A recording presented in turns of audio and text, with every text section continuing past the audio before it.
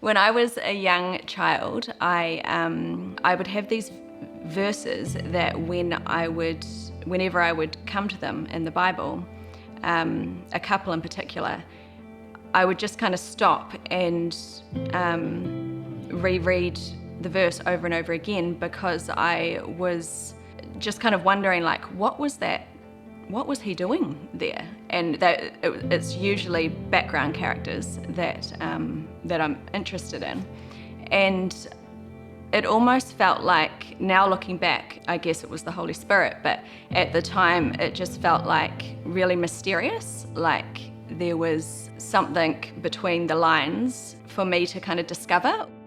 I started writing them, I think, from like, it naturally kind of happened from my Bible reading. I just kind of started writing them, and I would just read them to the kids when they were young, and they would be thinking about them during the day and like asking questions, and my stories were making the Bible come to life for them.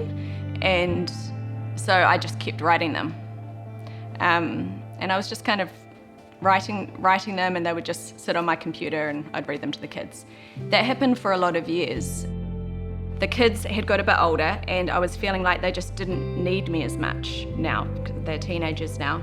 And one day I was doing the dishes and I was down here cleaning up, and I was talking to him about that. So I said to him, I'm going to come upstairs and write to you soon, and could you meet me today?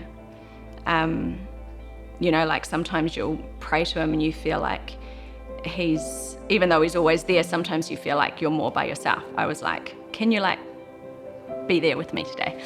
So I went upstairs and I opened my computer because I was going to write to him in that way. And I can't remember what was open, maybe like Facebook or something, but this big red, I guess it was like an advertisement, popped up, and it said, publish the book. And I'd just been down, praying about that, and I was like, this is God. Because it was literally minutes, and my eyes just filled with tears, and I was like, okay, you really met me, and oh man, do I really have to show people those? I was scared, but that really, I was like, okay, I hear you. As I got more serious about, okay, I'm going to do this, I really felt like the devil, the enemy, did not want me to publish Goldie.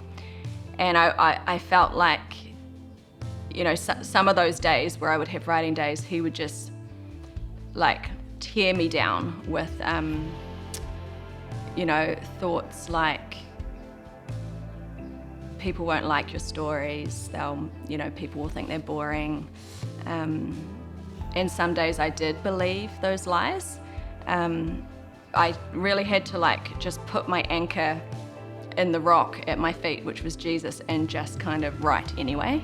One day I was reading the Bible, and a story jumped out at me, and my eyes filled with tears, and I was just like, I just love your stories.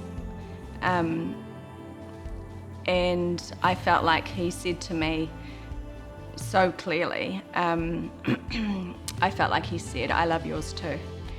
And so I would just hold on to little whispers like that, and when the enemy would attack, I'd just tell him he loves my stories. I released Goldie over a year ago now, and it was terrifying, kind of opening my heart and sharing these stories that were so kind of personal, or just that I had never imagined, would be so shared around. But then the response has been so incredible, and especially that a lot of people that have never read the Bible and have never come to church have read Goldie, and I love that. It's kind of a miracle that I got there in the end and did it, because I was so sure that, I guess I was believing lies a lot. And now that I've pushed through that, I'm like, oh wow, people seem to really like these stories. Thank goodness I didn't listen, you know, and they didn't just stay on my computer hidden from everybody.